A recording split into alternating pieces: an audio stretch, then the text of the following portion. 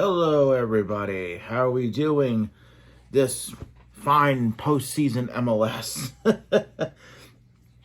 My name, of course, is Doug Russell, and you are listening to quite possibly, most likely, the weirdest MLS show you're probably ever going to listen to. This is Crew and Coffee, and that was Magnum from Monkey Warhol off of the Voyager album. Picked that up here for the show. It's actually from Creative Commons license, so if you like that track, feel free, go ahead, support that artist. I really like the track, so I had to go ahead and add it to the show. Well, I picked one heck of a day to bring this back because yesterday was the 1st of December, which meant that the Columbus Crew made some roster moves, and let me tell you what. Some I was super digging, some I'm not the biggest fan of, but we're going to go ahead and cover a lot of these things here today. Now, taking a look at the Crew, what we're going to do first here is just go through some of the basic stats from the season and really kind of see what we can kind of gather from this. Now, the Crew ended up 13-8-13 with 47 points. My goodness. That stretch in the middle of the season where it was like 6 straight losses just really beat the living crap out of us. I know a lot of people are going to sit here and say, well, there's no excuse. There's this excuse. There's that excuse. This season's team was touted to be nothing but depth. Depth. That's why we brought in Bradley Wright-Phillips. That's why we brought in Kevin Molino. But unfortunately, all the depth got hurt or was on call all at the same time. So we just had this really, really bad stretch. As a matter of fact here, I've actually got the record between July the 30th and August the 21st. LLL. Lost home to DC United 2-4. Lost to Atlanta United 2-3. Lost to Chicago Fire 0-1. Lost to the Red Bull 0-1. And lost to the Seattle Sounders 1-2.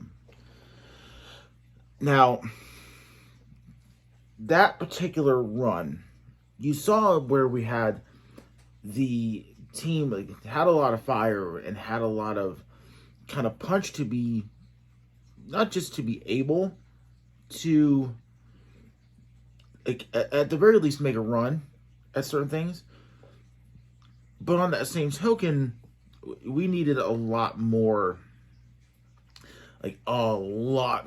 effort on the ball, in my opinion. And yeah, our lineup was consistently changing, but these are guys who have been playing together for the most part for the better part of like a year and a half at this point.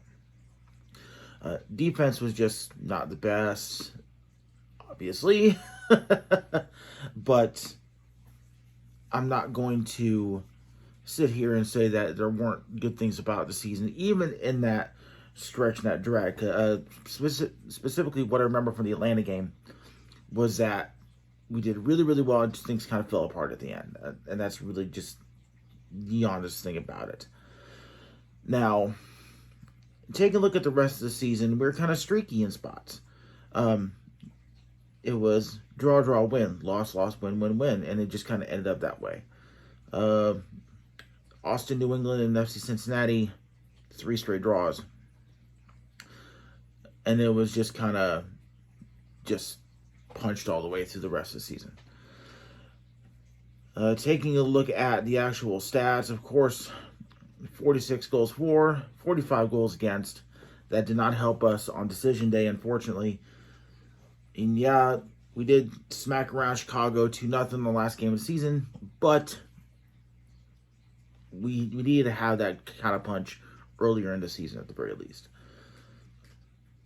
So taking a look this year, most starts we got Darlington Nagbe at 33, then Eloy Room at 30. Pedro Santos and Lucas Larion both at 32. And pretty much everybody else is in the high 20s. And then it just kind of goes downhill from there for a lot of reasons.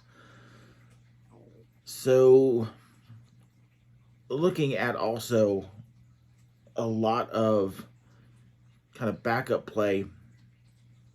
The backup play at times just clicked.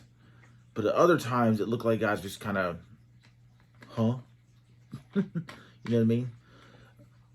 Guys just being out of position a lot. Guys really like trying to get their legs back as far as their spot on the team. Which we're going to get into that. I think you all know who I'm talking about out there. So, I'm not seeing anything that's really going to like turn anybody else's mentality or attitude or their decisions one way or the other. You are either a fan of a lot of guys on this team or you're not. Case in point, everyone loves Josh Williams. Everyone loves Josh Williams. Everybody takes a look at Josh Williams like that is our guy. My goodness, if we ever trade him or sell him or, Lord forbid, release him at the end of the season or something along those lines, there might be riots out. Everybody loves Josh Williams. So, positives from the season. First things first, I do believe that the investment that the team has made into Lucas Zelarayan, if you were not a believer last year, even though Lucas took a little bit of a dip this year, he still had 12 goals, 4 assists. You really cannot tell me that Lucas Zelarayan is not worth every single penny that we're paying him, not to mention the fact that we need to be paying him more. This guy is just electric, and he imbues this kind of just want and need to be the man, and I like that out of him a lot. I know some people are not as high on Eloy Room as I am, but let's be honest here. Who was going to replace Zach Steffen? You know what I mean? Zach Steffen was the type of goalie that just really dug on the ball and was laser focused. And Eloy exhibits a lot of those qualities in my opinion. Yeah, he gets beat off the ball sometimes. Every once in a while, some people think that he just lets goals just happen. I'm not entirely in that camp. I think Eloy is very much cognizant of what is in front of him. And also was like, you know what, I may not even be able to make that ball. You take a look at some of his saves this year, that really kind of drives that home, in my opinion. You look at a guy like Miguel Berry. Talk about a kid who just came out of the woodwork this season, popped off with 8 goals. This guy is 24 years old, and he plays that way. That is just fantastic.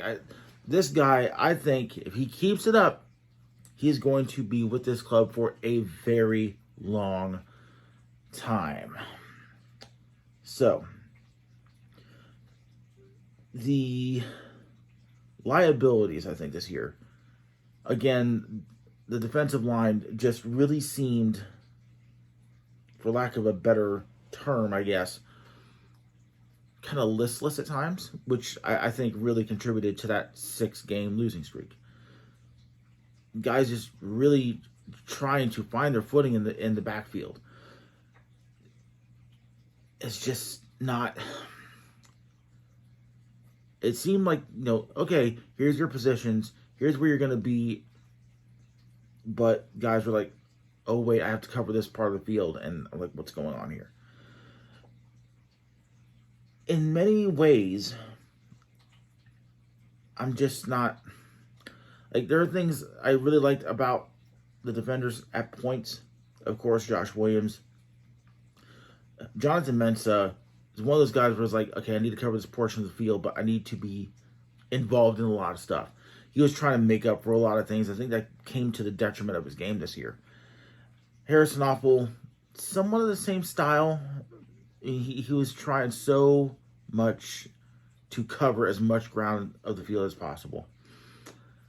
Waylon Francis and Milton Valenzuela, guys that I really like, and I think there's a lot of upside to, but again, there just wasn't a whole lot of production back there.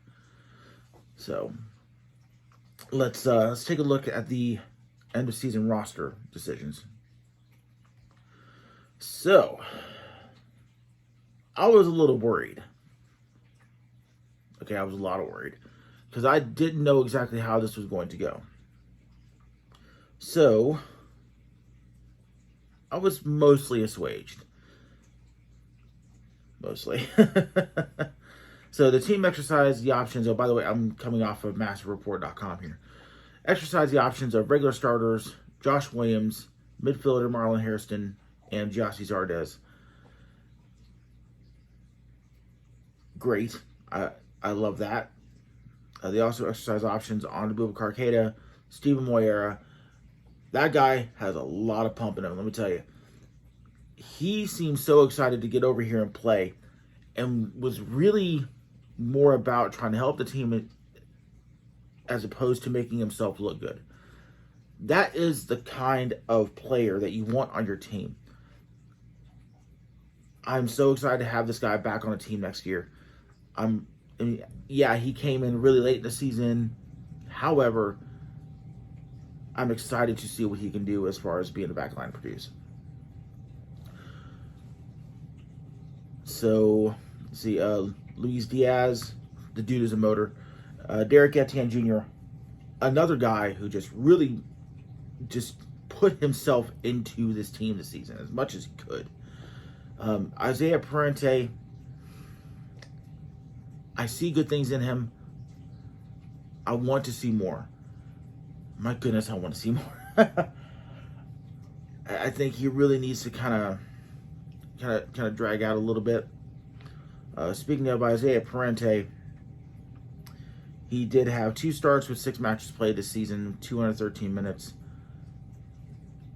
But the only thing I'm seeing stat-wise here is a yellow card. So he needs to put it together a little bit more. Yeah, he's 21 years old, but in this league, you got to put your best foot forward at all times, especially when you only get minimal chances like he got. 2 starts, 6 played. You gotta, yeah, you might be a better position player and create a little bit more as far as chances and crosses and whatnot, but I can't think in my brain anything that was special about Parente this season. It's just me.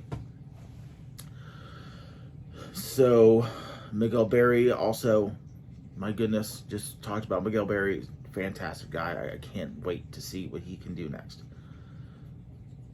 So, current players under contract. Mensah, Alexandre Maton. That kid's going to go places if he keeps up the way he's going. That kid, let me tell you. that kid, like, it's another guy who was really team-oriented this year, I thought.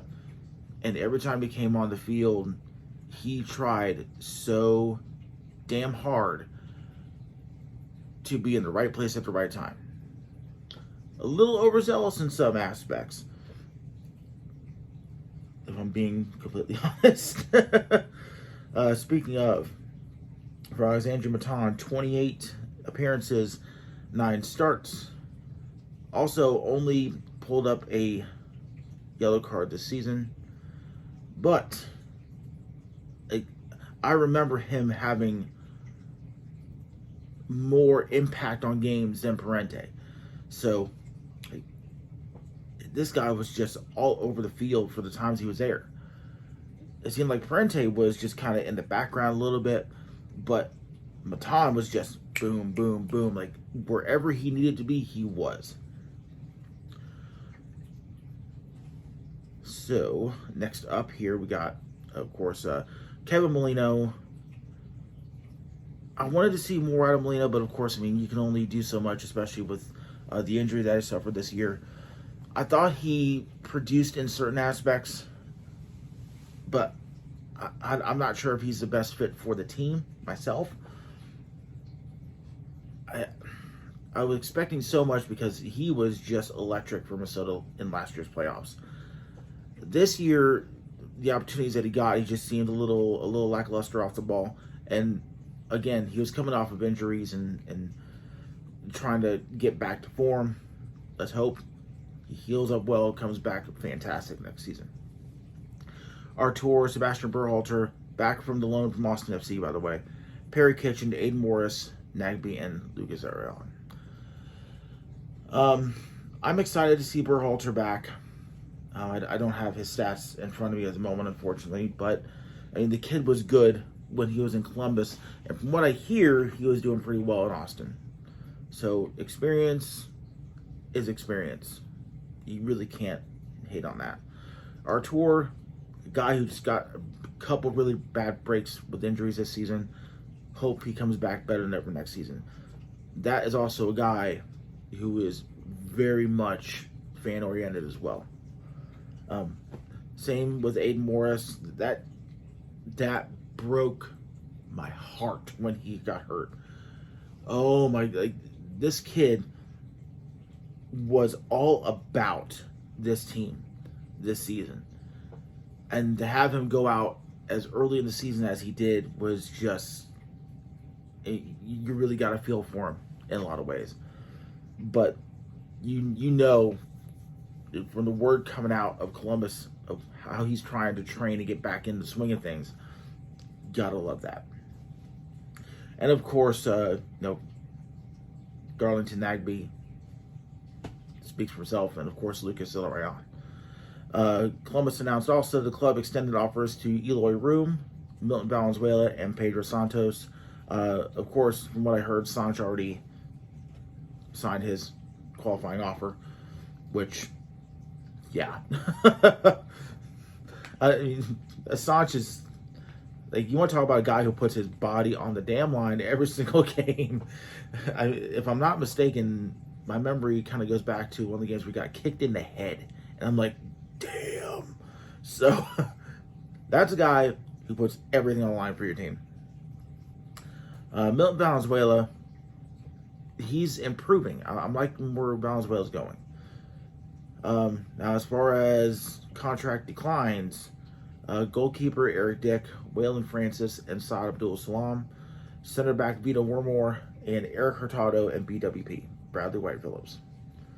And also, Liam Fraser is back in Toronto FC.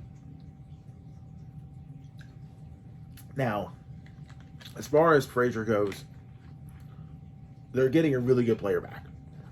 He bounced a little bit more in our offense when he was in our midfield. I'm a little sad to see him go, I'll be honest, but loans are loans. That's just the way that goes. Eric Dick, I mean, did we really need 3 goalkeepers? I mean, did we really? Not knocking the guy, I'm not, but when did he see action this year, you know? Waylon Francis, a guy that was just, I didn't see a whole lot of production out of him this year either. Speaking of Waylon Francis, 23 appearances with 14 starts and 4 yellow cards. Yeah.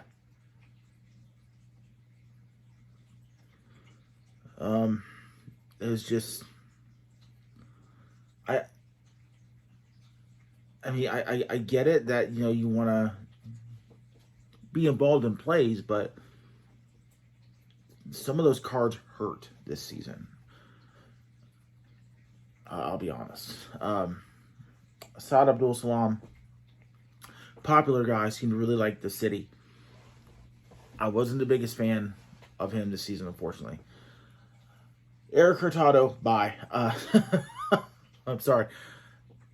That guy, he had a lot of push. He had a lot of energy, but he held on to the ball for, there are things like, okay, there are players like Waylon Francis and Saad Abdul Salam that when they're on the field, fantastic. They're good players. But they just kind of, again, like the same with, Isaiah Parente. Seemed to just disappear into the team. You didn't see a lot. Then you got guys like Eric Hurtado. When we brought him in, because of course we needed a forward at the time. When we brought in Eric Hurtado, that guy, like, I just, in my brain, I see nothing but, I got the ball, and I'm holding on to the ball for 10 seconds when I should be passing it into the box. You know what I mean? It seemed like he was always 3 to 5 seconds off the pace, even though you could tell he was trying to hurry and get down the field to get into position. There's a couple times when I was in the Nordeca where I saw him literally pop up, clear chance to knock it straight into the box for an assist, and he held it for 5 seconds, and then it got kicked out of bounds. I'm not exactly sad to see him go. I'm sure he's a nice guy, but best of luck in your future endeavors. BWP had a lot of punch off the ball. It's just that, like, I think for his salary, the guy was cool. He did have a goal, but he's a 36-year-old guy who just only had 1 goal and 21 matches played in 6 starts. I'm not exactly going to miss that, to be honest with you. The one that actually is a little disappointing is Vito. I know a lot of people were like dragging Vito this season because he seemed a couple seconds off the pace. That said, with him coming back from the injuries that he had, it seemed like the second half of the season he really found his legs and was like a little bit more punchy on the ball, and that really was in like prime condition for a couple of games, especially the last couple of games that I was at. It sucks that it took that long to get back to that point for him. I'll be honest. I'm just more sad that he doesn't get more of an opportunity to come back and just kind of build on that. Even me at the beginning of the season, I'm like, oh, Vito's back, fantastic. And it was just drag. He's dragging. And I wanted him to be so damn good to just prove everybody wrong that said he was like, he's not coming back, and just send him to the trash pile. And he proved that later on in the season that guy is worth something. It just kind of sucks he's not coming back here. So, Evan Bush, Harrison Offel, and Grant Lillard are out of contract. I want to see Bush come back because he did pretty well. Speaking of Bush, 4 starts. Really can't drag that deal. I mean, he did as well as he possibly could. Dude's 35 years old. I mean, it's a killer. So, here's what... Oh, Grant Lillard. I haven't seen enough of Grant Lillard. Let's see. Grant Lillard has nothing this season. 25 years old. 0. The only other player besides Grant Lillard and Eric Dick that did not play this season is Matt Lamson. And I'm not sure even where Matt Lamson is. I don't know if he's hurt. Let's see. Matt Lamson. He's in Hartford Athletic in the USL. Yeah. In USL, 2 starts and 6 goals allowed with a 40% save percentage. 1 draw and 1 loss. There you go. Yikes. I don't know if we're going to get him back next season or not. I'm not seeing anything specific in this article about Matt Lamson. Matter of fact, I'm not seeing it all. His name mentioned at all. Looking at his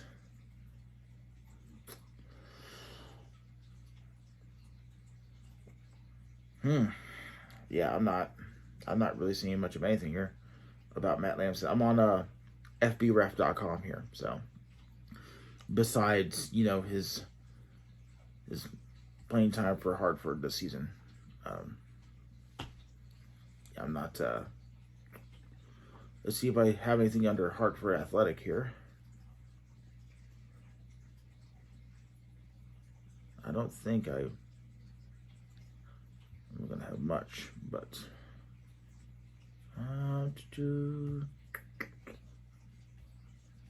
yeah. So there is the kind of end of season contract options. Now, I'm a little bit more excited to see what happens next season now, because now we are walking into a very weird season. Our season starts on February 26th at home, which I guess we can consider the Ice Bowl since we're playing Vancouver. And it's going to be a very weird game, I think, for everybody involved. I've been to games in March at historic Chris Stadium where it's been a very weird type of game. But on that same marker here, who knows what we're going to be walking into as far as conditions. So what I'm going to do here real quick is take a look at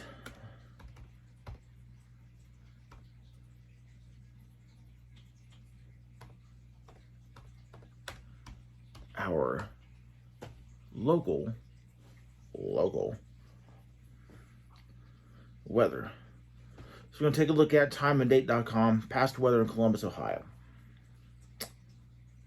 Let's see what we can find here.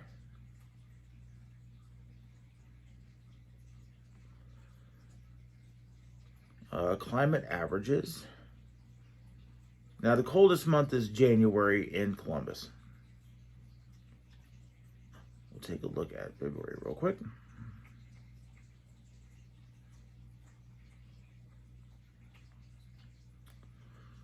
Oof.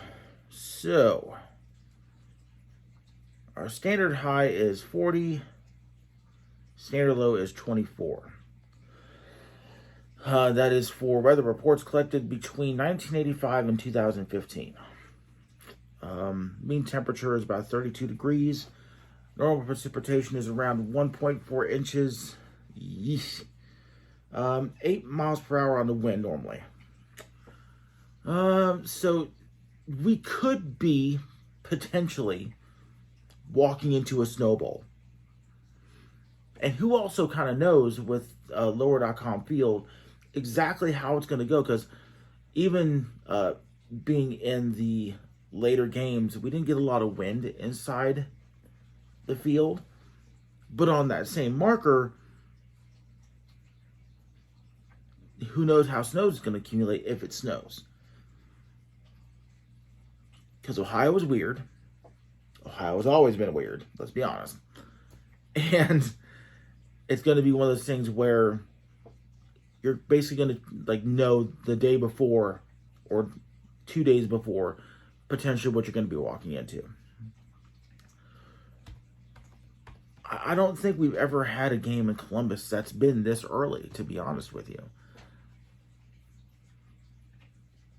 I mean, it's going to be a really, really weird game at least to me. But it could be worse. It could be January 27th when the men's national team plays El Salvador in Columbus. So, okay. it's going to be a real interesting situation then, and also for the beginning of our season. Now, taking a look at that, everything is pushed up now. So you take a look at our kind of drag through the summer into the fall. Guys should be a little bit more in condition because the off season is literally like 3 months, 3.5 months. It is going to be a very, very interesting sight for each and every team to have guys who, to be quite frank, haven't really left conditioning. Normally it takes players around a month or so to really get that conditioning back up for the beginning of a season. And what we're kind of looking at here is guys who are essentially going to have to kind of bunk their long vacation in lieu of a shorter vacation, or for some guys, no vacation at all, depending on their mentality as far as their training goes. There are guys who stay in condition all year round and just don't take days off, period. So we could be seeing a very weird situation as far as guys staying in condition for longer. On the flip side of that, we could also be seeing a little bit more injuries because of that. And also, not for nothing, at the end of next season, it's basically MLS Cup, World Cup. And these qualifiers and the actual World Cup itself are going to be butting heads with the MLS schedule as a whole. It's going to be a very weird season for a lot of different reasons. So we do kind of have to think about that. Because as much as we want to push and push and push, we do have players on our team that are on national squads. Guys like Zardes and Zelarayan and Luis Diaz. So keeping our guys fit, proper for matches, but also kind of metering out time to make sure that these guys don't get hurt. It's going to be a little bit of a balancing act for next season. I'm not sure exactly when the transfer window is going to open up. So looking at that as well, it's going to freak some people out. Speaking of, the MLS transfer window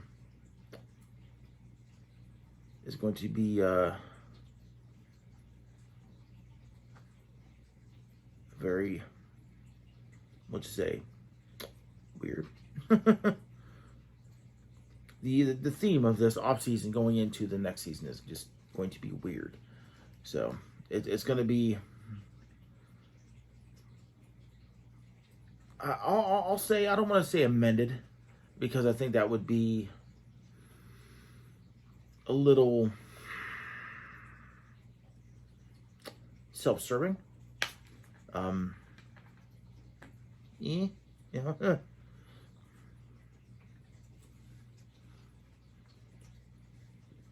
Now for the actual schedule format I'm seeing here, I'm actually not seeing specifically yet, at least, the transfer windows here.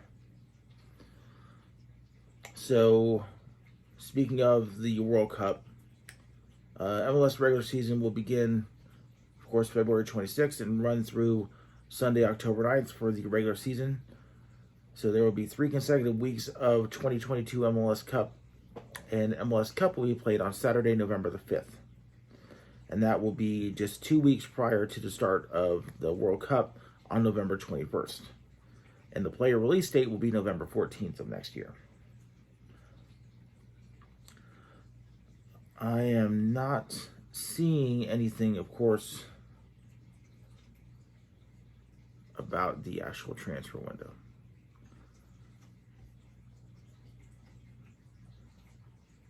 very interesting. I'm going to take a look here. Again, I'm not seeing much. Here we go. Oh, that's La Liga.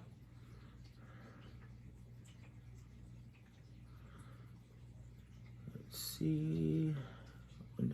Window.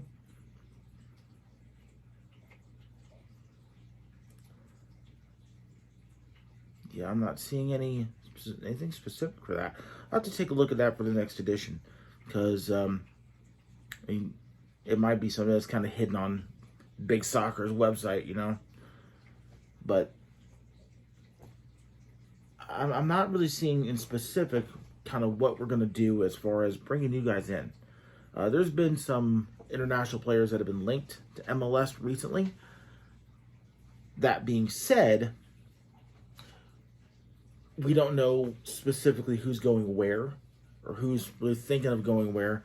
There has been a player who's a forward who's been linked to MLS, but I don't think we need any forwards, to be quite honest with you. I think we, between Zardes and Barry and Caleb Porter's, we'll say, for having one forward, I don't see us changing that anytime soon. It would be very interesting to see Zardes and Barry run a 2-forward format. Will we ever see that? Probably not. But I think it'll just kind of come with time, as hopefully Porter kind of brings us towards that a little bit more often. He's surprised us in the past. He has definitely surprised us in the past. Especially, going in games where we have to make changes. We'll just see if that becomes a permanent thing. So a couple things I do want to kind of put the bookend on for this season. Even though we didn't make the playoffs, I do consider this season a success for a couple different reasons. First off, we actually won on the road more than once this season. We won on the road. Let me tell you something. For every single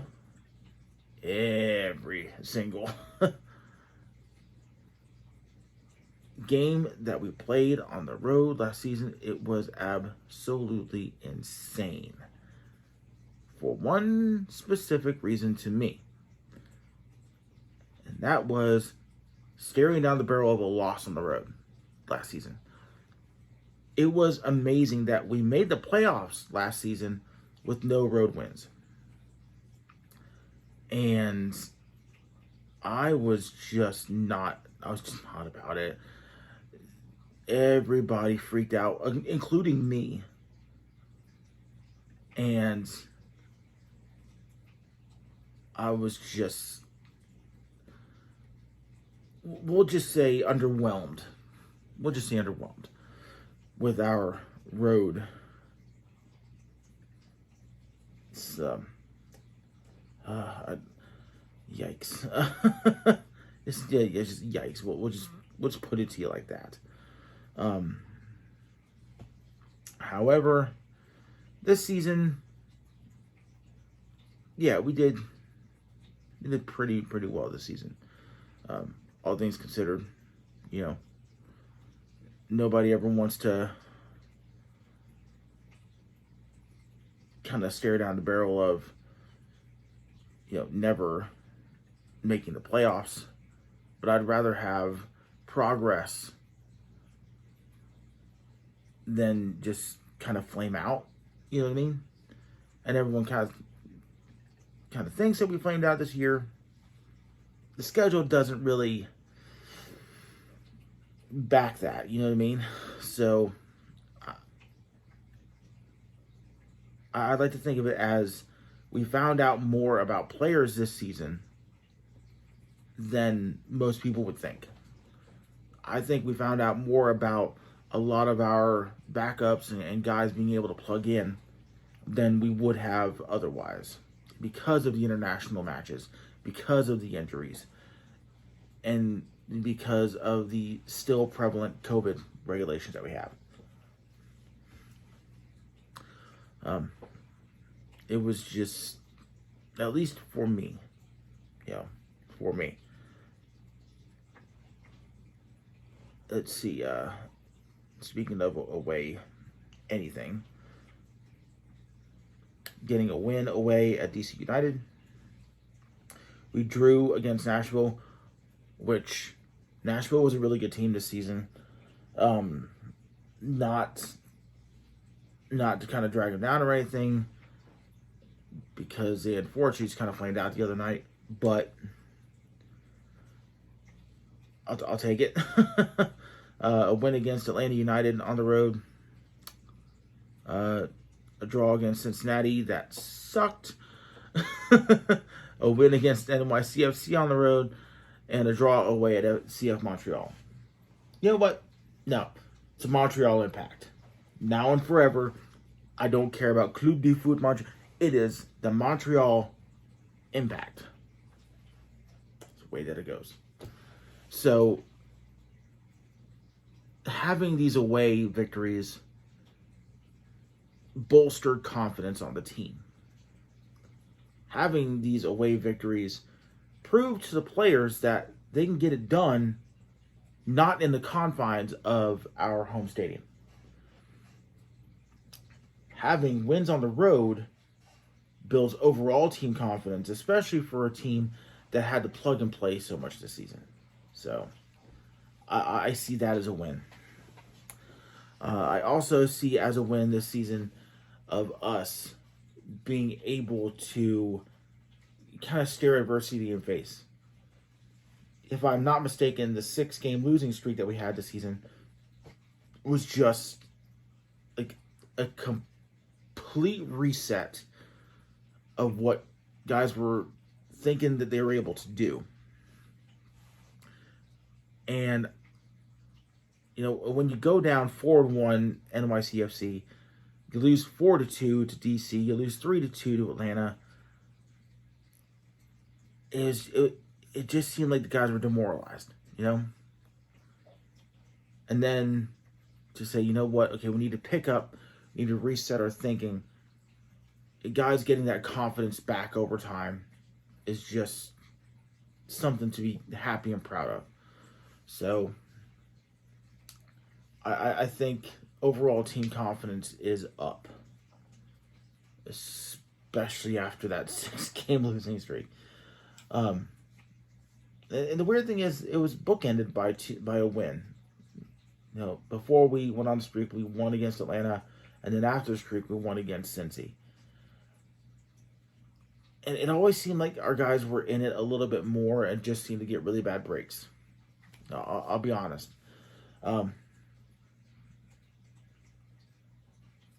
The only thing I'll kind of say as far as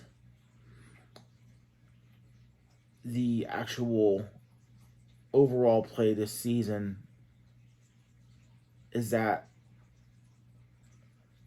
I think, in general at least, the players seemed a little bit more cognizant of what was kind of going on around them in some aspects, besides the defense. I've only said that about 3 or 4 times, right? The defense. Having the ability to move the ball forward on the field seemed more important going towards the end of the season. Earlier in the season, we were trading wins and losses and stuff, and it's going back and forth. But we weren't really moving the ball downfield as much as we needed to. And that burnt us in that 6-game losing streak. I can't tell you how many times we were screaming in the Nordeca talking about passing in a U-shape. And it seemed like they were trying to create chances, but guys were also stuck in the rut of a particular spot on the field. And it just really seemed like, they're like, what do we do? We need a guy to break off. We need this. We need, Zellerion to, take over the game. But one guy can't take over a game so much. unless he has an opportunity to. And a one-on-one situation in the middle of the field is just not the way to do it. And I think what some people forget is that Zelarayan is not a forward. Zelarayan is a midfielder. As much as, yeah, he cranks out goals and he's able to kind of dig into certain defenses, you have one guy who just does the same thing over and over again, of course, besides things like free kicks. You're going to have guys just really try to press and take him off his game.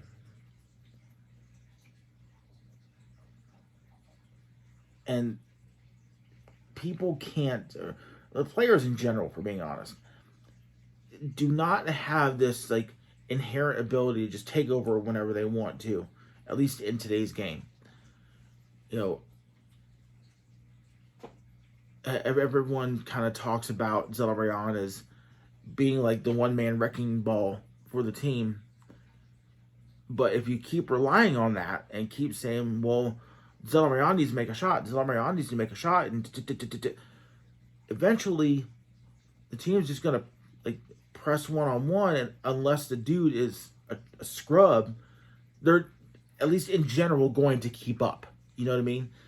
And it's going to be one of those situations where your best player is going to get burnt out, and the other players on the field are going to expect him to make plays when they need to assist in making those plays.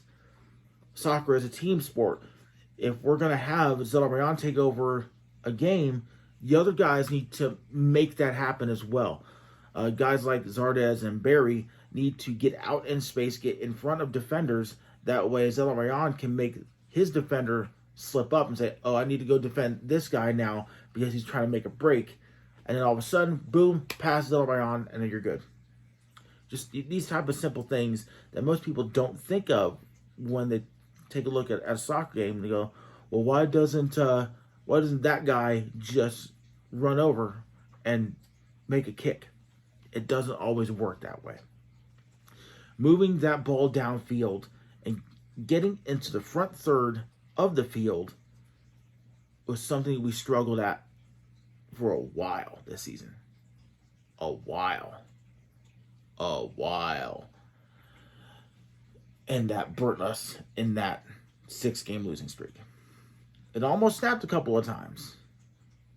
But, you know, making sure we can move the ball forward next season is of utter importance. It's like set pieces last year. We couldn't defend a set piece to save our lives. My goodness. Every time I'd be watching a game on TV or listening to a game on the radio, every time a corner kick was made, it was just a feeling of dread. Because I knew, and the other teams knew, that it was just a matter of time for a lot of games. That if you made a set piece, you're probably going to score. We cleaned it up last year into this year, but we replaced that with another problem, or two different problems. So, those are things I do want to see improved next year, is making sure that, you know, if we have an attacking midfielder that's not Zelarayan, they need to get it in gear.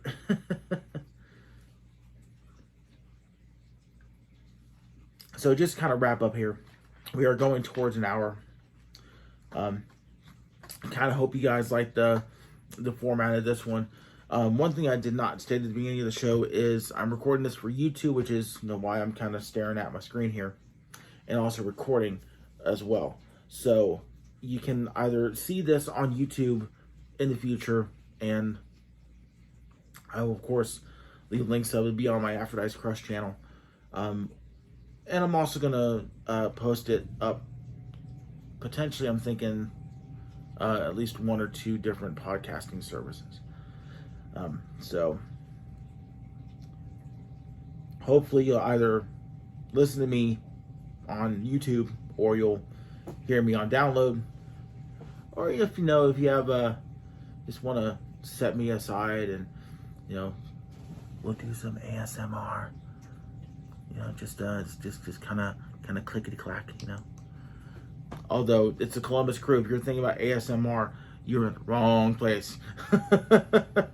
So, kind of bookending everything this year. I didn't cover the Campeones Cup, but we dominated Cruz Azul in the Campeones Cup. As far as the actual Champions League, I wasn't so worried about the Champions League this year. As much as I wanted to have another cup in Columbus, and it was great to have the Campeones Cup, I was more worried about, the things that really went wrong is injuries and depth and guys getting pulled away. I think that worked to our detriment this season, if I'm being completely honest. We lost games that we should have won, and we drew games that we should have won. We drew at Philadelphia to start, drew Montreal to start, lost against Toronto 2-0, and then we drew against Austin, drew against Cincinnati. It was just, I thought that if we're going to have something like a Champions League, it needs, I kind of hate saying this because I do enjoy also the Champions League in Europe, but this is also a different league, a different skill level here. We're not quite an A-level league. I do believe they made an announcement this year where they're actually going to make a block of the year for the Champions League, which I'm kind of all for. I just want to see us have more focus than having to think about 4 different competitions. That's really my mentality there. But having that extra cup this year and having progress that some people are kind of like, I don't like it. Well, I liked it. I like what we did. I like the thought process of Caleb Porter, even though people were continually doubting him this year. And I'm like, he just gave us a cup last year. Come on now. The dude literally gave us a championship before he was originally, quote unquote, scheduled to give us a championship. And now just a year later, you want to bump him to the roadside? Like, this league is built for parity. As much as a fan, I would like to have the cup every single year. Unless we're paying out a lot more money and really kind of drive the point home that we are the richest club in MLS, which I don't think we are. It's not going to happen. Very seldom do you have the same team in the MLS Cup every single year. And I don't think it's happened very often. Like maybe, 3 or 4 times in the entire league's history so far. So, there's that. But next year, I do expect us to make the playoffs. I do expect us to have a little bit more punch on the ball. Depending on who we pick up as far as the transfer window goes, the defense needs to improve. Period. The back line needs to be a brick wall. We can't rely on Eloy Room to save every single goal under the sun. One guy, again, cannot save a team. So, but I think that's all I have for you guys this time around. I'm thinking maybe the next episode we might kind of kick it around whenever the transfer window begins. I think that'd be a good time to kind of revisit what's going on and see what we have coming up for the next season. Or something along those lines. You never know. So, but that said, I want to thank everybody out there for watching and or listening. Hope you guys have a fantastic holiday.